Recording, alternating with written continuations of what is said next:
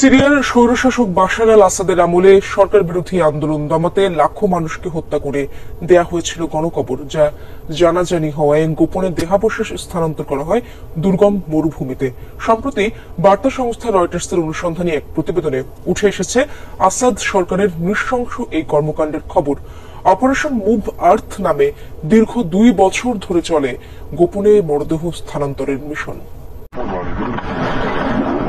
গণকবর থেকে উদ্ধার করা হচ্ছে প্রায় 1.5 দশক আগে সিরিয়ার গৃহযুদ্ধের সময় আটক ও নিখোঁজ হওয়া বিক্ষোভকারীদের দেহাবশেষ।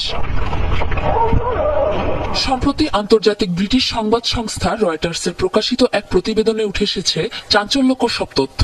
2011 সালে ক্ষমতাসীন স্বৈরশাসক বাশার আল আসাদের অত্যাচারে অতিষ্ঠ হয়ে প্রতিবাদ বিক্ষোভে ফেটে পড়ে দেশটির জনগণ। চলমান আন্দোলন থামাতে নৃশংস পদক্ষেপ নেয় আসাদ সরকার। দামেস্কের পূর্বে কুতাইফা শহরে হত্যার পর মাটিচাপা দেওয়া হয় সরকার বিরোধী আন্দোলনে আটক বহু বিক্ষোভকারীদের।